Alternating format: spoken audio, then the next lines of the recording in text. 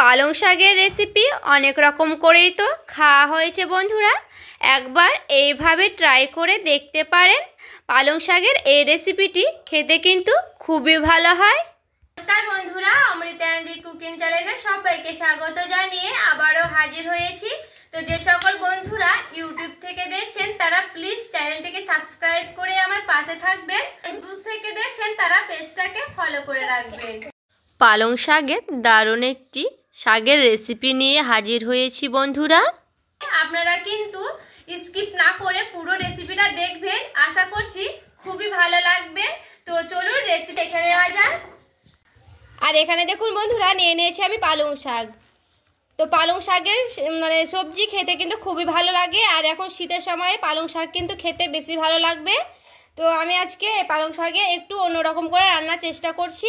তো পুরো ভিডিওটা জুড়ে থাকবেন বন্ধুরা, আর আশা করছি খুবই ভালো লাগবে। তো এখানে আমি একটা ছুরি নিয়ে নিয়েছি, ছুরি দিয়ে কিন্তু আমি সেই পালং শাকটাকে কেটে নেব। প্রথমে বড়টাকে কেটে নিচ্ছি। তো এই ভালো মতো করে কিন্তু আমি শাকটাকে কেটে নেব। শাকটা কিন্তু খুব মোটা বা মিহি করে কাটলেও হবে। তো আমি কেটে নিচ্ছি।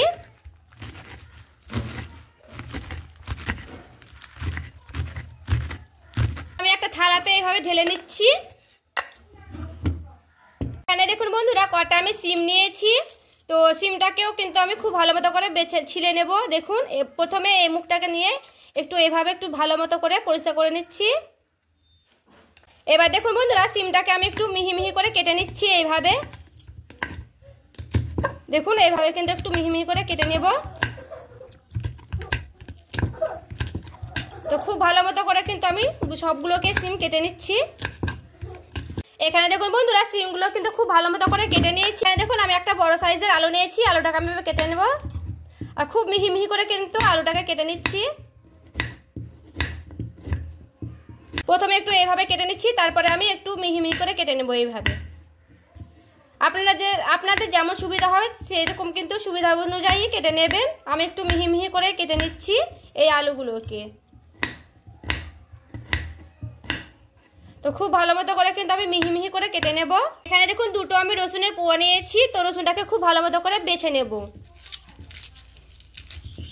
রসুনের খোসাটাকে আমি একটু করে ভালো মতো করে ছিলে নিচ্ছি।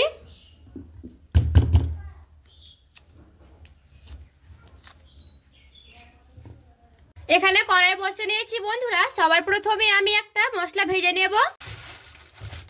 এখানে কিন্তু কড়াইটা গরম হয়ে গেছে, আর এখানে আমি দিয়ে দিচ্ছি কালো সরষে, একটু দিয়ে দিচ্ছি সাদা জিরে। তো সাদা জিরেটাকে আর কালো সরষেটাকে একটু করে আমি ভেজে নেব। গ্যাসটাকে কিন্তু কমে দিতে হবে বন্ধুরা, দিয়ে কিন্তু ভেজে নিতে হবে, না হলে কিন্তু সরষেগুলো সব ফুটে ফুটে বেরিয়ে যাবে। এইভাবে কিন্তু আমি হালকা করে আলতো হাতে ভেজে নেব। এবার দেখুন সরষেটাকে ভাজানো হয়ে গেছে। এবার আমি একটা বাটিতে ঢেলে রেখে দিলাম। এবার আমি সাইডে সরিয়ে রেখে দিয়েছি।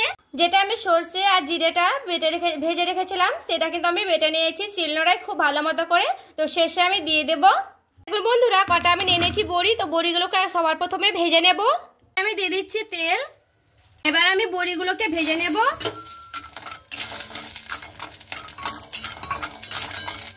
দেখুন বড়িটা ভাজানো হয়ে গেছে। এবার আমি নামিয়ে নেব। সবার প্রথমে আলুগুলোকে ভেজে নেব।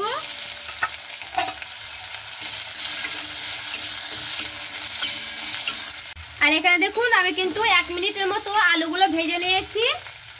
আর আমি দিয়ে দিচ্ছি সিমগুলোকে। সিমগুলোকে আমি 2-1 মিনিট ভেজে নেব। দেখুন বন্ধুরা, দিয়ে দিচ্ছি পরিমাণ মতো লবণ, দিয়ে দিচ্ছি পরিমাণ মতো হলুদ। খুব ভালো মতো করে একটু নাড়াচাড়া করে নেব।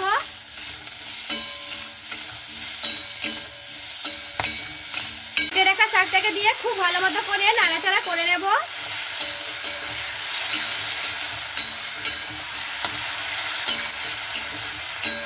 ঢাকা দিয়ে দিচ্ছি 2 থেকে 3 মিনিটের মতো। এবার দেখুন বন্ধুরা, 2-1 মিনিট আমি একটু নাড়াচাড়া করে নিয়েছিলাম।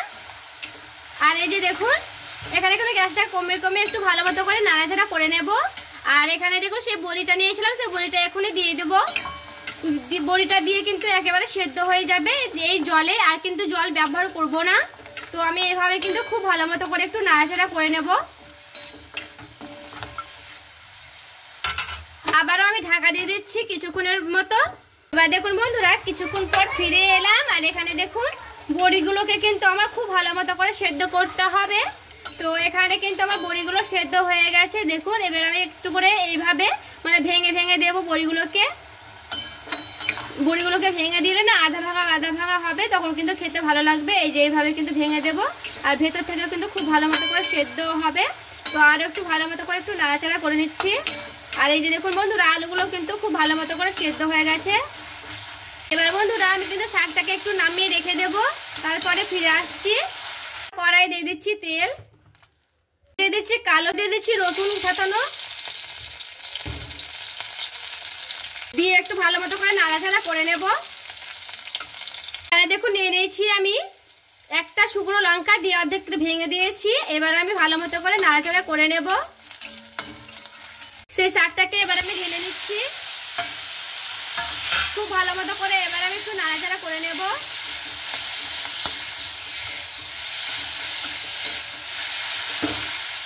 খুন্তি দিয়ে একটু ভালো মতো করে একটু ভেঙে ভেঙে দেব, তাহলে একটু মাখো মাখো হবে, খেতে কিন্তু খুবই ভালো লাগবে।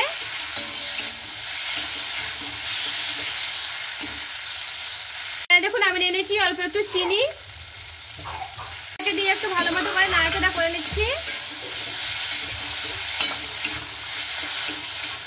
তো খুব ভালো মতো করে কিন্তু একটু নাড়াচাড়া করে নিতে হবে। দেখুন এখানে কিন্তু আমার পালং শাকটা রান্না হয়ে গেছে বন্ধুরা। এবার আমি নামিয়ে নেব। আর দেখুন বন্ধুরা আমি কিন্তু পালং শাকটা রান্না করে নিয়ে চলে এসেছি। এবার আমি কড়াই থেকে কিন্তু নামিয়ে নিয়েছি। আর দেখুন দেখতে কতটা লোভনীয় হয়েছে। দেখুন বন্ধুরা সেই বড়িগুলো কিন্তু খুব ভালো মতো সেদ্ধ হয়েছে, আর সেই কিন্তু এই যে সিম দিয়ে আলু দিয়ে। তো এইভাবে একবার হলো ট্রাই করে দেখতে পারেন এই পালং শাকটা সিম আলু দিয়ে। তো বন্ধুরা আজকের এই সিম আলুর এই রেসিপিটি আপনাদের কেমন লেগেছে অবশ্যই আমায় কমেন্ট করে জানাতে ভুলবেন না। আর এইভাবে একবার হলো ট্রাই করে দেখুন, খেতে কিন্তু ভালো লাগে। আজকের রেসিপি আপনাদের কাছে কতটা ভালো লেগেছে বন্ধুরা অবশ্যই আমাকে কমেন্ট করে জানাতে ভুলবেন না। ভালো লেগে থাকলে প্লিজ একটি লাইক করবেন, আর চ্যানেলটাকে সাবস্ক্রাইব করে আমার পাশে থাকবেন। তো দেখা হচ্ছে আরও একটি রেসিপির সঙ্গে। সবাই ভালো থাকবেন, সুস্থ থাকবেন।